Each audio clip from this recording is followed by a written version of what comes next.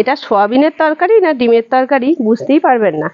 এটা কিন্তু এক ধরনের সয়াবিন, খুব বড় বড় সাইজের। এই সয়াবিনের আমি কিন্তু খুব সুন্দর একটা রেসিপি আপনাদের সাথে শেয়ার করলাম। দেখুন ফুল ভিডিওটা, ভালো লাগলে অবশ্যই সাবস্ক্রাইব করবে, লাইক শেয়ার কমেন্ট করে কিন্তু পাশে থাকবে। দেখুন বন্ধুরা, এ কেমন সয়াবিন, এক একটা সয়াবিন যেন এক একটা ডিমের মতো। এই সয়াবিনগুলো কিন্তু খুব বড় বড়, আর এই সয়াবিনের খুব সুন্দর একটা সুস্বাদু রেসিপি আপনাদের সঙ্গে শেয়ার করব। দেখুন বন্ধুরা ফুল ভিডিওটা। নমস্কার বন্ধুরা, রূপার রান্নাঘর উইথ ভিলেজ ফুডের তরফে আপনাদের সকলকে রইল অনেক অনেক স্বাগত। বন্ধুরা এখন যেখান থেকে ভিডিওটা দেখছে তাদের সকলকে রইল অনেক ভালোবাসা, বড়দের রইল অনেক অনেক প্রণাম। কড়াই গরম হয়ে গেছে, দিয়ে দিচ্ছি সর্ষের তেল, দিয়ে দিচ্ছি আলু,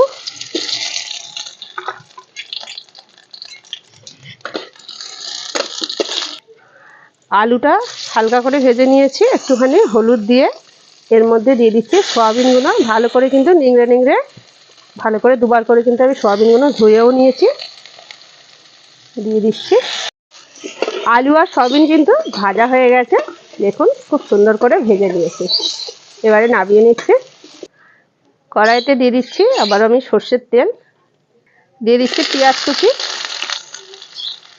আর এই সয়াবিনটা কিন্তু একদম কষা কষা করে মাংসের মতো করে করব। পেঁয়াজগুলো আর একটু ভেজে নেব। এটা ভাজা হয়ে গেছে, দিয়ে দিচ্ছি রসুন বাটা, চেরা কাঁচা লঙ্কা,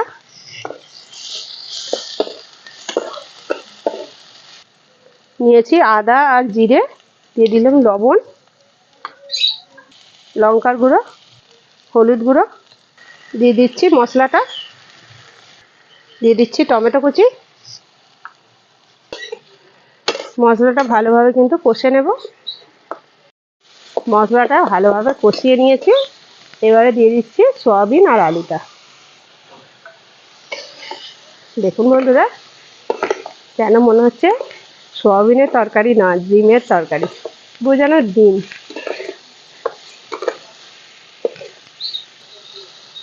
দিয়ে দিচ্ছি অল্প একটু জল। মশলাটা ফুটে গেছে, দিয়ে দিচ্ছি 1 চামচ টক দই।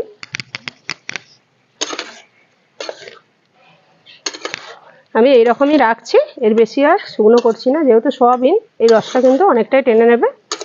আপনারা চাইলে আরও কিন্তু শুকনো শুকনো করতে পারবেন। এবারে আমি তুলে নিচ্ছি সয়াবিন। সয়াবিন বলবো না ডিম বলবো ভাবছি, ডিমের যেমন কারি করলে সেই রকম হয়ে গেছে। ভাতের সাথে কিন্তু রুটির সাথে সবই কিন্তু ভালো লাগবে। তাহলে দেখলেন তো বন্ধুরা, কত সহজে এই সহজ পদ্ধতিতে এই সয়াবিনের রেসিপিটা আপনাদের সঙ্গে শেয়ার করে দিলাম।